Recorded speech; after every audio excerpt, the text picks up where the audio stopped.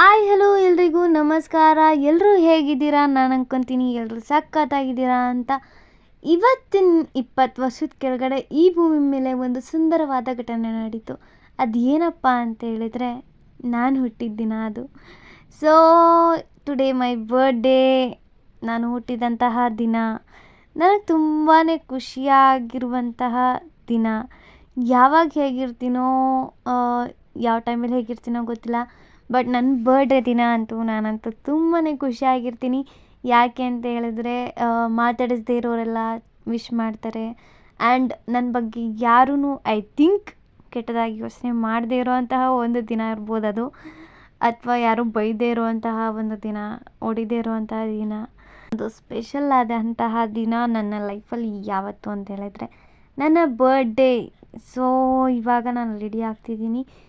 Casual ಆಗಿ ಯಾವಾಗಲೂ use ಮಾಡೋ ತರಹನೇ ಪಾಂಡ್ಸ್ ಕ್ರೀಮ್ ಅಪ್ಲೈ ಮಾಡಿದೆ.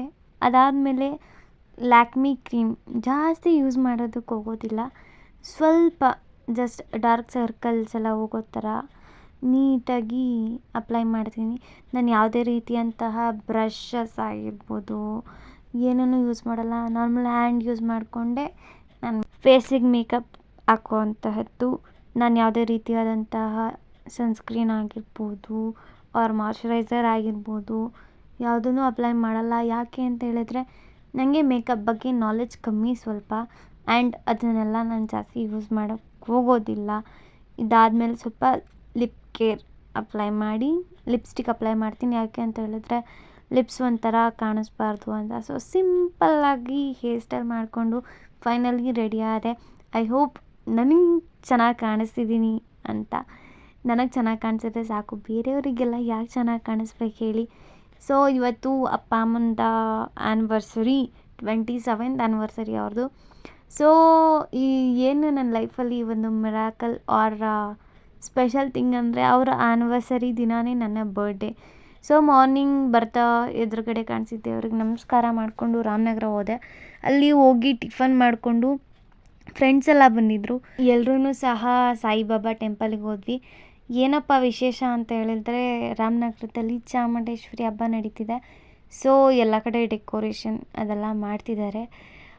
ಆ್ಯಕ್ಚುಲಿ ಏನು ಥಿಂಗ್ ನಡೀತು ಅಂತ ಹೇಳಿದ್ರೆ ಆವಾಗ ನಾನು ರಾಮನಗರ ರೀಚ್ ಆದೆ. ಸೊ ನನ್ನ ಫ್ರೆಂಡು ಬರ್ತೀನಿ ಅಂತ ಹೇಳಿದ್ಲು. ಲಾಸ್ಟ್ ಟೈಮಲ್ಲಿ ಎಲ್ಲರೂ ಬಂದರು.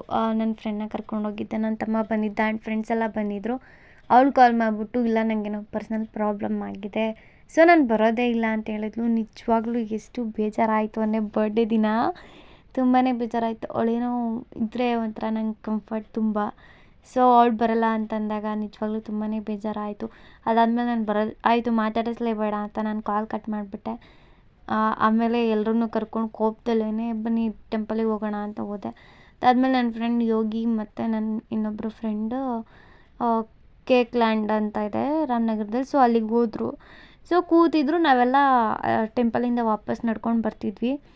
ಬಂದೆ, ಇವನೊಬ್ಬನೇ ಕೂತಿದ್ದ. ಇವನೇನು ಇಲ್ಲೊಬ್ಬನೇ ಕೂತಿದ್ದಾನೆ ಅಂದ್ಬಿಟ್ಟು ಈ ಕಡೆ ಸ್ವಲ್ಪ ಟರ್ನಾರಿ, ಯಾರಿದು ಹುಡ್ಗಿಂಗೆ ಕೂರಿಸ್ಕೊಂಡು ಕೂತಿದ್ದಾನೆ ಅಂತ ನಾನು ನೋಡಿದೆ. ಸೊ ಅಲ್ಲಿ ನೋಡಿದ್ರೆ ಅವಳು ಬಂದಿಲ್ಲ. ಸೊ ನನಗಂತೂ ತುಂಬಾ ಖುಷಿ ಆಯಿತು, ರಿಯಲಿ ಸಖತ್ ಖುಷಿ ಆಯಿತು. ಸರ್ಪ್ರೈಸ್ ಅಂದಿರ್ಬೋದು, ಬಟ್ ನಿಜವಾಗ್ಲೂ ತುಂಬಾ ಬೇಜಾರಾಗಿತ್ತು ಅವಳು ಬರ್ತಿಲ್ಲ ಅನ್ನೋ ಒಂದೇ ಒಂದು ರೀಸನಿಂದ. ಇಲ್ಲಿರೋ ಅಂತಹ ಎಲ್ಲರೂ ಒಂಥರ ನನಗೆ ತುಂಬಾ ಸ್ಪೆಷಲ್ ಪರ್ಸನ್ಸ್. ನನ್ನ ಲೈಫಲ್ಲಿ ಏನೇ ಆಗ್ಬೋದು, ಒಂದು ವಿಷಯ ಶೇರ್ ಮಾಡೋದಾಗಿರ್ಬೋದು, ಆ್ಯಂಡ್ ನನ್ನ ಲೈಫಲ್ಲಿ ಏನೇ ಒಂದು ಕಷ್ಟ ಸುಖ ಆಗಿರ್ಬೋದು, ಇವರೆಲ್ಲರ ಜೊತೆನೂ ನಾನು ಶೇರ್ ಮಾಡ್ತೀನಿ. ಸೊ ಇವರೆಲ್ಲರೂ ಸಹ ನನಗೆ ತುಂಬಾ ಸ್ಪೆಷಲ್. ನಾನು ಈ ವಿಡಿಯೋ ಅಲ್ಲಿ ಹೇಗಿದೆ ಹಾಗೇ ಹಾಕ್ತಿದ್ದೀನಿ. ಯಾಕೆ ಅಂತ ಹೇಳಿದರೆ ಇದೆಲ್ಲ ತುಂಬಾ ಮೆಮೊರಬಲ್ ಆಗಿರುತ್ತೆ. ಆ್ಯಂಡ್ ಈ ವಿಡಿಯೋ ನೋಡಿದಾಗ ಕಟ್ ಮಾಡಿ ಹಾಕಿದ್ರೆ ಅಷ್ಟು ಚೆನ್ನಾಗಿರಲ್ಲ. ಅಲ್ಲೇನೇನು ನಡೀತು, ಸೊ ನನಗೂ ಸ್ವಲ್ಪ ಒಂದು ಮೆಮೊರಿ ಇರುತ್ತೆ ಅಂತ ಅಲ್ಲಿ ಏನೇನು ನಡೀತು, ಹೇಗಿತ್ತು, ಸೊ ನಾನು ಅದನ್ನೇ ಹಾಕಿದ್ದೀನಿ. ನಿಜವಾಗ್ಲೂ ಅವರೆಲ್ಲರೂ ಇದ್ದಾಗ ತುಂಬಾ ಎಂಜಾಯ್ ಮಾಡ್ತೀನಿ. ಆ್ಯಂಡ್ ಏನಪ್ಪ ಅಂತ ಹೇಳಿದ್ರೆ ನಾನು ಒಬ್ಬೊಬ್ಬರ ಬಗ್ಗೆನೇ ನಿಮಗೆ ತಿಳಿಸ್ಕೊಡೋದಕ್ಕೆ ಇಷ್ಟಪಡ್ತೀನಿ. ಆ್ಯಂಡ್ ನಾನು ಹಳೆಯ ಮೆಮೊರೀಸ್ನ ರೀಕ್ರಿಯೇಟ್ ಮಾಡ್ಕೊಳ್ಳೋದಕ್ಕೆ ಇಷ್ಟಪಡ್ತೀನಿ. ಆ್ಯಂಡ್ ಇಷ್ಟು ಜನದಲ್ಲಿ ನನಗೆ ಫಸ್ಟ್ ಪರಿಚಯ ಆಗಿರೋದು ತೇಜು, ನನ್ನ ತಮ್ಮ. ನಿಜವಾಗ್ಲೂ ಅವ್ನು ಯಾವ ಥರ ಅಂತ ಹೇಳಿದರೆ ನನಗೆ ಸ್ವಂತ ತಮ್ಮ ಯಾರೂ ಇಲ್ಲ ಅನ್ನಿಸ್ಲೇಬಾರ್ದು. ಸೊ ಆ ಒಂದು ಪ್ಲೇಸ್ನ ಫುಲ್ಫಿಲ್ ಮಾಡಿದ್ದಾನೆ. ಅವ್ನು ಹೇಗೆ ಪರಿಚಯ ಅಂತ ಹೇಳಿದರೆ, ನಾನು ಅವನು ಪ್ರೈಮರಿ ಸ್ಕೂಲ್ ಒಟ್ಟಿಗೆ ಓದಿದ್ದು. ಸೊ ನಾನು 5th ಆರ್ 4th ಇದ್ದಾಗ ಅವ್ನು ಫಸ್ಟ್ ಸ್ಟ್ಯಾಂಡರ್ಡ್ ಜಾಯ್ನ್ ಆಗಿದ್ದಿದ್ದು. ನಾವು 6th 7th ಎಲ್ಲ ಇದ್ದಾಗ ಯೋಗ ಎಲ್ಲ ಮಾಡ್ತಿದ್ವಿ. ಸೊ ಜೂನಿಯರ್ಸ್ ಇದ್ರಲ್ವ, ಸೊ ನಾವು ಯೋಗ ಮಾಡೋವಾಗ ಅವ್ರಿಗೂ ಹೇಳ್ಕೊಡ್ತಿದ್ವಿ. ಸೊ ಆ ಟೈಮಲ್ಲಿ ಜಸ್ಟ್ ಹೇಳ್ಕೊಡ್ತಿದ್ದಿದ್ದಷ್ಟೇ. ಅವನಿಗೂ ನನಗೂ ಅಷ್ಟೊಂದೇನು ಕನೆಕ್ಟ್ ಇರಲಿಲ್ಲ. ಅದಾದಮೇಲೆ ನಾನು ಅವನು ಒಂದೇ ಡ್ಯಾನ್ಸ್ ಕ್ಲಾಸ್ಗೆ ಹೋಗ್ತಿದ್ವಿ. ಅವನು ಡ್ಯಾನ್ಸ್ ಕಲಿಯೋದಕ್ಕೆ ಬರ್ತಿದ್ದ ಆ್ಯಂಡ್ ನಾನು ಹೇಳ್ಕೊಡೋದಕ್ಕೆ ಹೋಗ್ತಿದ್ದೆ. ಸೊ ಅಲ್ಲಿ ಒಂದು ದಿನ ನಾವೇ ಮಾತಾಡ್ಕೊಂಡ್ವಿ, ನೀನು ಈ ಥರ ಬಬ್ ಸ್ಕೂಲಲ್ಲೆಲ್ಲ ಓದಿದ್ದು, ಸೊ ಹೀಗೆ ಹಾಗೆ ಅಂತ. ಆಮೇಲೆ ಅವನೇ ಕೇಳ್ದ, ಅಕ್ಕ ನೀವೆಲ್ಲ ಯೋಗ ಹೇಳ್ಕೊಡ್ತಿದ್ರಿ ನಮಗೆ ಅಂತ. ಹ್ಞೂಪ್ಪ ನೆನಪಿದೆ ಅಂತ ಹೇಳ್ತಾ, ಹಂಗೆ ಬಾಂಡಿಂಗ್ ತುಂಬಾ ಕ್ಲೋಸ್ ಆಯ್ತಾ ಹೋಯಿತು. ಸೊ ಇಲ್ಲಿವರೆಗೂ ಇದೆ. ಐ ಥಿಂಕ್ ನಾನು ಅವನು ತುಂಬಾ ಒಂದು ಅಕ್ಕ ತಮ್ಮ ಅನ್ನೋ ಒಂದು ಬಾಂಡಿಂಗ್ ಶುರುವಾಗಿ ನಮ್ಮ ಮಧ್ಯ 4 to 5 years ಕಂಪ್ಲೀಟ್ ಆಯ್ತಾ ಬಂತು. ಆ್ಯಂಡ್ ಅವನದು 24th ಜುಲೈಲೇ ಬರ್ಡೇ ಇರೋದು. ಸೊ ನಂದು ಒಂದು ಜಸ್ಟ್ 4 days ಗ್ಯಾಪ್ ಅಷ್ಟೇ ಬರ್ಡೇಗೆ. ಅದಾದಮೇಲೆ ಪರಿಚಯ ಆಗಿದ್ದು ಇಷ್ಟು ಜನದಲ್ಲಿ Prajna. She is my very very very best friend. ತುಂಬಾ ಸ್ಪೆಷಲ್ ನನ್ನ ಲೈಫಲ್ಲಿ. 2 ವರ್ಷ ಹೇಗೆ ಕಳೀತು ಅಂತ ಗೊತ್ತಿರಲಿಲ್ಲ. ಅದಾದಮೇಲೆ ಮಧ್ಯೆ ಸ್ವಲ್ಪ ಕ್ಲಾಶಸ್ ಆಯಿತು. ಅದಾದಮೇಲೆ ಬೇರೆಯವ್ರ ಮಾತೆಲ್ಲ ಕೇಳಿಕೊಂಡು ನಮ್ಮ ಫ್ರೆಂಡ್ಶಿಪ್ನ ಹಾಳು ಮಾಡ್ಕೋಬಾರ್ದು ಅಂತ ಮತ್ತೆ ಸ್ಟಾರ್ಟ್ ಮಾಡಿದ್ವಿ ಫ್ರೆಂಡ್ಶಿಪ್ನ ಹೊಸದಾಗಿ. ನಿಜವಾಗ್ಲೂ ಸಖತ್ ಎಂಜಾಯ್ಮೆಂಟ್ ಮಾಡಿದ್ವಿ. ಈ ಒಂದು ಡಿಗ್ರಿ ಲೈಫಲ್ಲಿ ಅವಳಿಲ್ಲದೆ ಏನೋ ಒಂಥರ ಖಾಲಿ ಖಾಲಿ ಅನ್ನಿಸ್ತಿತ್ತು. ಅವಳು ನನ್ನ ಲೈಫಲ್ಲಿ ಇರಲಿಲ್ಲ ಅಂತೇಳಿದರೆ ನಿಜವಾಗ್ಲೂ ಆ ಪ್ಲೇಸ್ನ ಯಾರೂ ತುಂಬಕ್ಕಾಗ್ತಿರ್ಲಿಲ್ಲ. ಆ್ಯಂಡ್ ನನ್ನ ಡಿಗ್ರಿ ಲೈಫ್ ಖಾಲಿ ಖಾಲಿ ಅನ್ನಿಸ್ತಿತ್ತು. ಅದಾದಮೇಲೆ ಪರಿಚಯ ಆಗಿದ್ದು ಲಿಖಿತ ಆ್ಯಂಡ್ ಹರ್ಷಿತಾ ಅಂತ ಒಬ್ಬಳಿದ್ಲು. ಸೊ ನಾವು 4 ಜನ ಐ ಥಿಂಕ್ ಸೆಕೆಂಡ್ ಇಯರಲ್ಲಿ ಡ್ಯಾನ್ಸ್ ಪ್ರಾಕ್ಟೀಸ್ ಮಾಡುವಾಗ ಒಂದು ಬಾಂಡ್ ಕ್ರಿಯೇಟ್ ಆಯಿತು. ಅದಾದಮೇಲೆ ಹೋಗ್ತಾ ಬರ್ತಾ ಕ್ಯಾಶುವಲಾಗಿ ಮಾತಾಡ್ಕೊಂಡಿದ್ವಿ. ಅದಾದಮೇಲೆ ಪ್ರಜ್ಞಾ ನನ್ನ ಜೊತೆ ಮಾತಾಡ್ತಿದ್ದಾಗ ಲಿಖಿತಂದು ನನ್ನದು ಬಾಂಡ್ ಜಾಸ್ತಿ ಆಯಿತು. ಶಿ ಈಸ್ ಕೇರ್, ತುಂಬಾ ಹೇಳೋಕ್ಕಾಗಲ್ಲ ಆ ಥರ ಎಲ್ಲ ಕೇರ್ ಮಾಡ್ತಿದ್ಲು. So she is also my best friend. ಅದಾದಮೇಲೆ ಬೋರಯ್ಯ ಈಸ್ ಮೈ ಬ್ರದರ್. ಇವನೇ ತುಂಬಾ ಖುಷಿ ಆಗುತ್ತೆ. ಅದಾದಮೇಲೆ Panchami, she is also my friend. And Raj, ಇವರು ಇನ್ಸ್ಟಾದಲ್ಲಿ ಪರಿಚಯ 1 year ಆಯ್ತಾ ಬಂತು.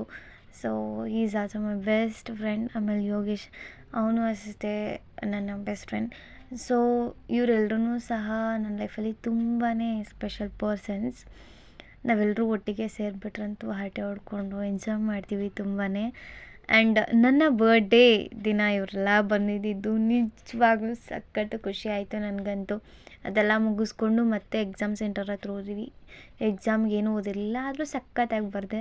ಅದಾದಮೇಲೆ ಎಕ್ಸಾಮ್ ಮುಗಿಸ್ಕೊಂಡು ಬರುವಾಗ ನನ್ನ ಫ್ರೆಂಡ್ ಫೋನ್ ಮಾಡ್ದೆ, ಸೊ ಸಿಗ್ತೀನಿ ಅಂತ. ಸೊ ಅವನು ಕೇಕ್ ಕಟ್ ಮಾಡಿಸ್ದ, ದರ್ಶನ್ ಅಂತ PU ಫ್ರೆಂಡು. ಸೊ ಅದೆಲ್ಲ ಮುಗಿಸ್ಕೊಂಡು ಮನೆಗೆ ಬರೋ ಅಷ್ಟರಲ್ಲಿ 8:30 ಆಗಿತ್ತು. ಯಾಕೆ ಅಂತ ಹೇಳಿದರೆ ನಿಜವಾಗ್ಲೂ ಕೆಂಗೇರಿ ಟು ಮೈಸೂರು ಆ ಕಡೆಯಿಂದ ಬರೋವಾಗ ರಾಮನಗರದಿಂದ ಕೆಂಗೇರಿಗೆ ತುಂಬಾ ಟ್ರಾಫಿಕ್ಕು. ಅದಾದಮೇಲೆ ಬಂದೆ ಹೇಗೋ ಕೋಣನಕುಂಟೆ ಕ್ರಾಸಿಗೆ. ಸೊ ಇಲ್ಲೂ ಬಸ್ಸು ತುಂಬಾ ರಶ್ ಅನ್ನಿಸ್ತಿತ್ತು ಅಂತ ಅಪ್ಪನ ಕಾಲ್ ಮಾಡಿ ಕರೆಸ್ಕೊಂಡೆ. ಸೊ ಅವ್ರು ಕೊಡಿಸಿದ ಟೆಡಿ ಬೇರ್ನ ಇಟ್ಕೊಂಡು ನಿಂತಿದ್ದೆ ಅಲ್ಲಿ. ಸೊ ಎಲ್ಲ ಯಾವ ಪ್ಲೇಸಲ್ಲಿ ಇಡಬೇಕು ಆ ಗಿಫ್ಟ್ನ, ಅವ್ರು ಕೊಟ್ಟಿರೋ ಗಿಫ್ಟ್ನ ಅಲ್ಲಿಟ್ಟು ಚಾಕ್ಲೇಟ್ಸ್ ಇನ್ನೂ ತಿಂದಿಲ್ಲ. ಸೊ ಆ್ಯಂಡ್ ನನ್ನ ಬರ್ಡೇ ನಿಜವಾಗ್ಲೂ ಸಖತ್ತಾಗಿತ್ತು. ನಾನಂತೂ ಸಖತ್ ಎಂಜಾಯ್ ಮಾಡಿದೆ.